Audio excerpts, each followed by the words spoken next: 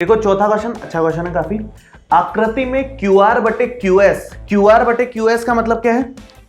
Q R मतलब ये पूरा, क्यू एस मतलब ये बराबर है क्यू टी बटे पी आर। क्यू टी मतलब ये, पी आर मतलब ये। अब ये की जगह ये होना चाहिए था ना, जब इधर ये है फिर ये है बड़ा छोटा, तो बड़ा और छोटा होना चाहिए था, लेकिन पी क्यू की जगह क्या दे रखा है इस बार?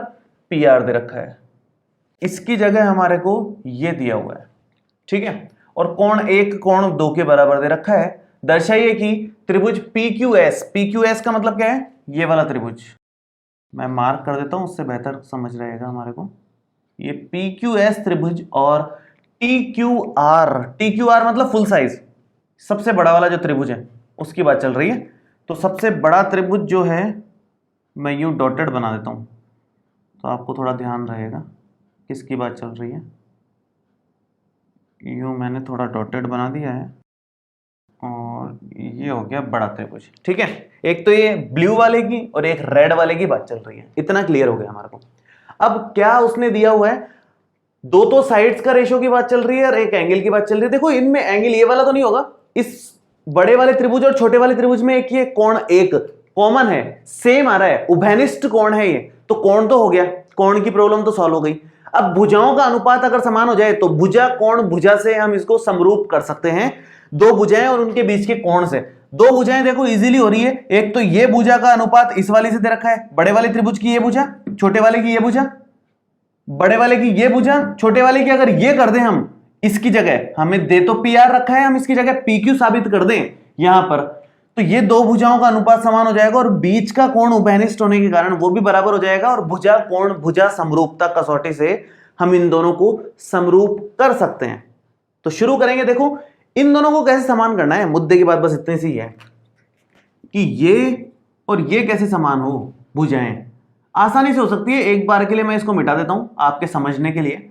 एक बार इसको मिटा करके सोचो आप कि जो त्रिभुज पी क्यू आर है, आपने 9th क्लास में सीखा है, 9th की बहुत सारी चीजें यहां काम आती हैं, तो मैं बार बार आपको रिवाइज कराता रहूंगा।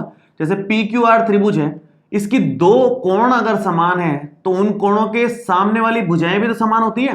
दो कोण अगर समान है तो उसके सामने वाली भुजाएं समान, या फिर दो भुजाएं अगर आपको किसी त्रिभुज की समान दे रखी है, इसका मतलब है उसके सामने के कोण समान है आपस में। ये हमने 9th क्लास में सीखा है। तो उसकी मदद से अगर ये दो कोण समान है तो ये दो भुजाएं समान हो गई कि नहीं हो गई? ये भुजा और ये भुजा, इसके सामने वाला इसके सामने वाला। तो आप यहां लिखोगे कि त्रिभुज, सबसे पहले यहीं से शुरू करेंगे, त्रिभुज पी क्यू आर में, त्रिभुज पी क्यू आर में कोण एक बराबर है कोण दो, अतः चूंकि ये बराबर है अतः पी क्यू बराबर होगा पी आर के, पी क्यू बराबर होगा पी आर के। ये समीकरण नंबर 1 क्यों होगा?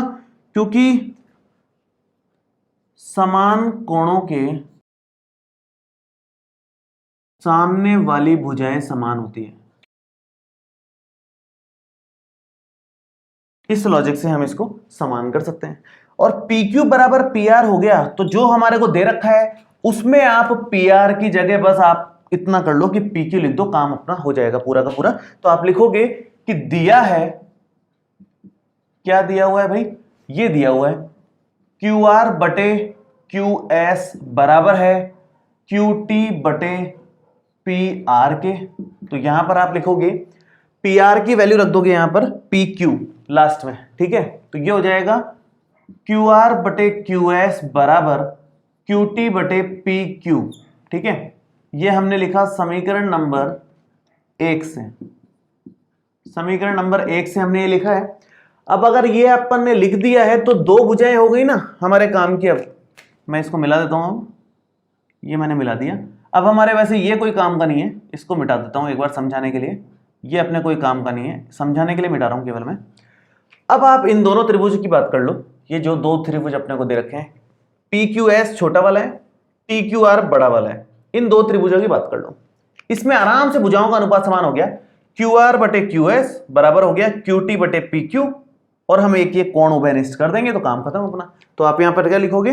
आप लिखोगे कि त्रिभुज PQR तथा त्रिभुज TQR में, ये समीकरण नंबर 2 दे दिया हमने, इन दोनों में QR बटे QS तो बराबर है ही QT बटे PQ के, एवं कोण 1 बराबर कोण 1, ये उभयनिष्ठ हो गया। और ऊपर वाले में लिख दो कि ये समीकरण नंबर 2 से हमने ले लिया। तो दो भुजाएं, उसके बीच का कोण, अतः भुजा कोण भुजा समरूपता कसौटी से हम ये कह सकते हैं कि भाई त्रिभुज PQR समरूप हो गया त्रिभुज TQR के। ये हमारा आ गया।